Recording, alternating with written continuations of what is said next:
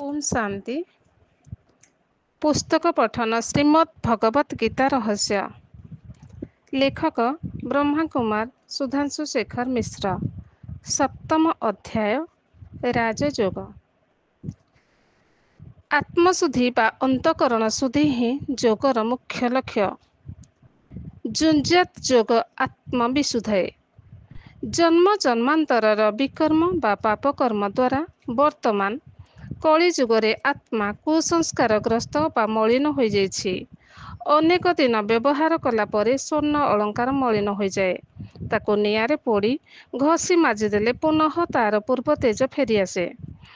सेहीपरि आत्मा बारंबार जन्म मरण चक्र आसी देह सर्वस्व होई क्रमशः विकृत कर्मरे काम क्रोधादि पंच विकार द्वारा बशीभूत होई करुथिबा कर्म प्रवृत्त होई पड़े। ଏହା ଦ୍ୱାରା ସେ ନିଜକୁ ଦେହଠାରୁ ପୃଥକ ଏକ ଚୈତନ୍ୟ ସତ୍ତା ବୋଲି ଭୁଲି ଯାଏ। ନିଜର ପ୍ରକୃତ ଘର ପରମ ଧାମକୁ ମଧ୍ୟ ସେ ମନେ କରିପାରେ ନାହିଁ।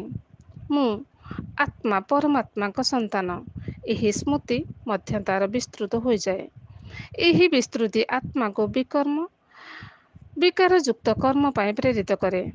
ଏହାର କୁପରିଣତି ସ୍ୱରୂପ ଆତ୍ମା ଆସୁରୀ ସଂସ୍କାର ଯୁକ୍ତ ହୋଇପଡ଼େ। ତେଣୁ ରାଜଯୋଗ ଶିକ୍ଷା ଦ୍ୱାରା ଆତ୍ମବିସ୍ତୃତ ମନୁଷ୍ୟକୁ ସ୍ମୃତି ପ୍ରଦାନ କରି ତାର ଆତ୍ମାର ସମସ୍ତ ମଳିନତାକୁ ପରିଷ୍କାର କରିବା ପାଇଁ ପରମାତ୍ମା ଧରାପୃଷ୍ଠରେ ଅବତରଣ କରନ୍ତି। ପରମାତ୍ମାଙ୍କ ସହିତ ଏକାତ୍ମତା ଆସିଗଲା ପରେ ଯୋଗୀକୁ ଅତି ଉତ୍ତମ ଆନନ୍ଦ ପ୍ରାପ୍ତ ହୁଏ। ଯଦି ଯୋଗରୁ ଆନନ୍ଦ ମିଳୁନାହିଁ ବୋଲି କେହି କହନ୍ତି, ତେବେ ତାଙ୍କର ଅଭ୍ୟାସ ବିଧିରେ ନିଶ୍ଚୟ କେଉଁଠି ତ୍ରୁଟି ରହିଯାଇଛି ବୋଲି ବୁଝିବାକୁ ହେବ। ପ୍ରକୃତ ବିଧି ଅନୁସରଣ ନ କରିବା ପର୍ଯ୍ୟନ୍ତ ଯୋଗରେ ସିଦ୍ଧି ମିଳେ ନାହିଁ। ଯାହାର ମନ ନିଶ୍ଚଳ ଓ ଶାନ୍ତ ନୁହେଁ, ଯିଏ ସମ୍ପୂର୍ଣ୍ଣ ପାପ ରହିତ ହୋଇନାହିଁ, ଯାହାର ରଜଗୁଣ ଶାନ୍ତ ହୋଇଯାଇଛି ଏବଂ ଯିଏ ପରମାତ୍ମାଙ୍କ ସ୍ମୃତିରେ ତଲ୍ଲୀନ ହୋଇଯାଇଛି, ସେପରି ଯୋଗୀକୁ ହିଁ ପରମ ଆନନ୍ଦ ପ୍ରାପ୍ତ ହୁଏ। ପ୍ରଶାନ୍ତ ମନସଂ ହ୍ୟେନଂ ଯୋଗିନଂ ସୁଖମୁତ୍ତମଂ ଉପୈତି ଶାନ୍ତରଜସଂ ବ୍ରହ୍ମଭୂତଂ କଲ୍ମଷଂ। ପୁନଶ୍ଚ ପରମାତ୍ମାଙ୍କ ଠାରେ ଚିତ୍ତ ନିବେଶ କରିଥିବା ଯୋଗୀର ସମସ୍ତ ପ୍ରକାର ବାଧାବିଘ୍ନ ସମାପ୍ତ ହୋଇଯାଏ। ସମସ୍ତ ପ୍ରକାର ସଙ୍କଟରୁ ସେ ଉଦ୍ଧାର ପାଇଯାଏ। ଗୋଟିଏ ଉଦାହରଣ ଦ୍ୱାରା ଏହି କଥା ବୁଝିହେବ। ଜଣେ ରୋଗୀ ତାର ରୋଗର ନିରାକରଣ ପାଇଁ ଡାକ୍ତର ପାଖକୁ ଯାଏ। ଡାକ୍ତର ଯାହା ପଥ୍ୟାପଥ୍ୟ ଓ ଔଷଧ ବ୍ୟବସ୍ଥା ପତ୍ର ଲେଖିଦିଅନ୍ତି, ତାହା ଯଦି ଠିକ୍ ରୂପେ ଯୋଗୀ ଅନୁସରଣ କରେ, ତେବେ ରୋଗ ଶୀଘ୍ର ଆରୋଗ୍ୟ ହୋଇଯାଏ। ଯଦି ସେ ଡାକ୍ତରଙ୍କ କଥାକୁ ଉପେକ୍ଷା କରି ନିଜ ମନ ଅନୁସାରେ, ନିଜ ରୁଚି ଅନୁସାରେ ଖାଦ୍ୟପେୟ ବା ଔଷଧ ଖାଏ, ତେବେ ରୋଗ ଆହୁରି ଜଟିଳ ହୋଇଯିବ ଓ ଶେଷରେ ତାର ଅପମୃତ୍ୟୁ ସୁନିଶ୍ଚିତ। ସେହିପରି ଆତ୍ମାର ଚିକିତ୍ସକ ପରମାତ୍ମା ଏ ଧରାପୃଷ୍ଠରେ ଅବତରଣ କରିଛନ୍ତି। ପ୍ରତ୍ୟେକ ଜୀବାତ୍ମାକୁ କାମ କ୍ରୋଧାଦି ପଞ୍ଚବିକାର ରୂପୀ ରୋଗରୁ ମୁକ୍ତ କରିବା ପାଇଁ ସେ ତାଙ୍କର ମହାବାକ୍ୟ ଦ୍ୱାରା ବିଭିନ୍ନ ପ୍ରକାର ମନୋବିକୃତି ଦ୍ୱାରା ପୀଡ଼ିତ ଆତ୍ମାମାନଙ୍କୁ ବିକାର ମୁକ୍ତ ହେବା ପାଇଁ ଭିନ୍ନ ଭିନ୍ନ ପ୍ରକାର ଉପଚାର ବାଢ଼ୁଛନ୍ତି। ପରମାତ୍ମାଙ୍କ ମହାବାକ୍ୟକୁ କେବଳ ଉପଦେଶ ନ ଭାବି ନିଜ ପାଇଁ ଉପଚାର ମନେ କରିବା ଉଚିତ। ଅନ୍ୟଥା ଜୀବାତ୍ମା ଅଧିକରୁ ଅଧିକ ବିକାର ଜର୍ଜରିତ ହୋଇ ଦୁଃଖୀ ହୁଏ। ଯୋଗ ମାର୍ଗରେ ଅହଙ୍କାର ଯୋଗୀକୁ ପୁରୁଷାର୍ଥହୀନ କରିଦିଏ, ଲକ୍ଷ୍ୟ ପ୍ରାପ୍ତିରେ ଅନ୍ତରାୟ ସୃଷ୍ଟି କରେ। ଯେଉଁ ବେଦ ପୁରାଣ ଉପନିଷଦ ସ୍ୱୟଂ ପରମାତ୍ମାଙ୍କ ଅନ୍ତ ପାଇଁ ନାହିଁ, ସେଗୁଡ଼ିକ ମୁଖସ୍ଥ କରି କେତେକ ବିଦ୍ୱାନ ଅହଙ୍କାର ବଶୀଭୂତ ହୋଇପଡ଼ନ୍ତି। ସେମାନେ ପରମାତ୍ମାଙ୍କ ଅବତରଣ ରହସ୍ୟକୁ ଜାଣିପାରନ୍ତି ନାହିଁ। ପରମାତ୍ମାଙ୍କ କଥା ନ ଶୁଣି ସେମାନେ କୁକର୍ମରେ ଲିପ୍ତ ହୁଅନ୍ତି ଓ ଶେଷରେ ଲକ୍ଷ୍ୟଭ୍ରଷ୍ଟ ହୋଇପଡ଼ନ୍ତି। ମଚିତଃ ସର୍ବଦୁର୍ଗାଣି ମତ୍ପ୍ରସାଦାତ୍ରିଶସି ଅଧଂ ଚେଦମ୍ ଅହଙ୍କାରାଣ ଶୋଷ୍ୟସି ବିନକ୍ଷ୍ୟସି।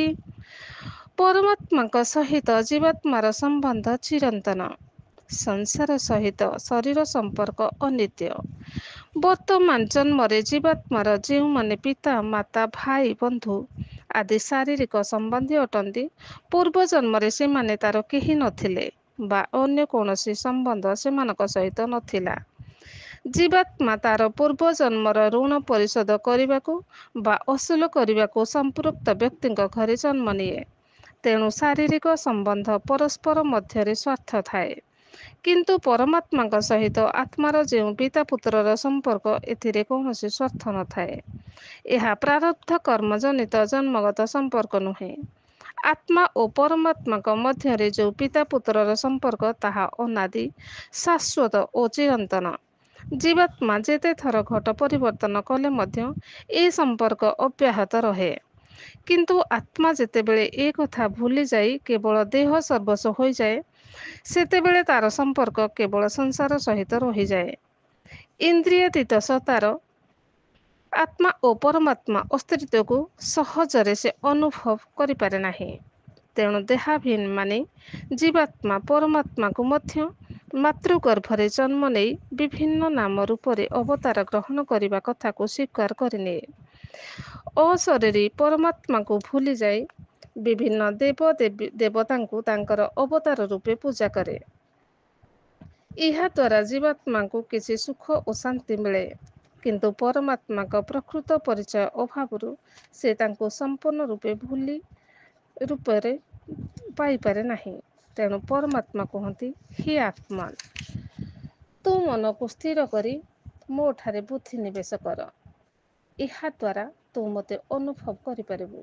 ଏଥିରେ କୌଣସି ସଂଶୟ ନାହିଁ। ମୟେବ ମନ ଆଧ୍ୟସ୍ତ ମୟି ବୁଦ୍ଧିଂ ନିବେଶୟ ନିବଶିଷ୍ୟସି ମୟେବ ଅତ ଊର୍ଧ୍ୱଂ ନ ସଂଶୟ। ପରମାତ୍ମାଙ୍କ ସହିତ ମନକୁ ସ୍ଥିର କରି ବୁଦ୍ଧି ଦ୍ୱାରା ତାଙ୍କୁ ନିତ୍ୟ ନିରନ୍ତର ଅନୁଭବ କରିବା ହେଉଛି ଉଚ୍ଚକୋଟୀର ଯୋଗ। କିନ୍ତୁ ଏହା ସମସ୍ତଙ୍କ ଦ୍ୱାରା ସମ୍ଭବ ନୁହେଁ। ଏହି ସ୍ତରକୁ ଆସିବା ପାଇଁ ଯୋଗର ବିଭିନ୍ନ ପର୍ଯ୍ୟାୟ ଦେଇ ଗତି କରିବାକୁ ହୁଏ। ପ୍ରଥମ ପର୍ଯ୍ୟାୟ ହେଉଛି ଅଭ୍ୟାସ ଯୋଗ। ଏହି ପର୍ଯ୍ୟାୟରେ ପରମାତ୍ମାକୁ ପାଇବାର ତୀବ୍ର ଅଭିଳାଷ ରଖି ଆତ୍ମିକ ସ୍ମୃତିରେ ରହିବାର ଅଭ୍ୟାସ କରିବାକୁ ହୁଏ।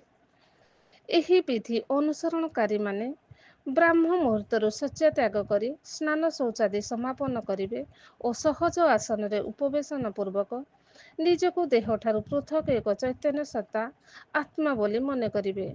କଳ୍ପନା ଦ୍ୱାରା ଆତ୍ମାକୁ ଶରୀରଠାରୁ ପୃଥକ୍ କରି ଚନ୍ଦ୍ର ସୂର୍ଯ୍ୟ ତାରାଗଣଙ୍କ ଠାରୁ ଊର୍ଦ୍ଧ୍ୱରେ ଥିବା ଅଖଣ୍ଡ ବ୍ରହ୍ମ ମହତ୍ତ୍ୱରେ ପରିପୂର୍ଣ୍ଣ ପରମଧାମ ନିବାସୀ ପରମାତ୍ମାଙ୍କ ସହିତ ମିଳିତ ହେବା ପାଇଁ ବୁଦ୍ଧିକୁ ଊର୍ଦ୍ଧ୍ୱଗାମୀ କରାଇବେ। ଏହା ହିଁ ରାଜଯୋଗ ଅଭ୍ୟାସର ପ୍ରାରମ୍ଭିକ ସ୍ତର। ଏହା ସହିତ ନିୟମିତ ଈଶ୍ୱରୀୟ ମହାବାକ୍ୟ ପଠନ ବା ଶ୍ରବଣ କରିବେ। ଏହିପରି ଅଭ୍ୟାସ ଇନ୍ଦ୍ରିୟମାନଙ୍କୁ ଶୋଧନ କରି ଶାରୀରିକ ଆକର୍ଷଣରୁ ମୁକ୍ତ କରେ। ତେଣୁ ପରମାତ୍ମା କହନ୍ତି, ଯଦି ତୁ ତୋର ମନ ମୋ ଠାରେ ସ୍ଥିର ରଖିବାକୁ ସମର୍ଥ ହେଉନାହୁଁ, ତେବେ ଅଭ୍ୟାସ ଯୋଗ ଦ୍ୱାରା ମୋତେ ପ୍ରାପ୍ତ କରିବାର ତୀବ୍ର ଅଭିଳାଷ ପୋଷଣ କର। ଅଥଚିତଂ ସମାଧାତୁଂ ନ ଶକ୍ନୋତି ମୟି ସ୍ଥିରଂ ଅଭ୍ୟାସ ଯୋଗେନ ତତୋ ମାୟିଚାପ୍ତୁ ଧନଞ୍ଜୟ।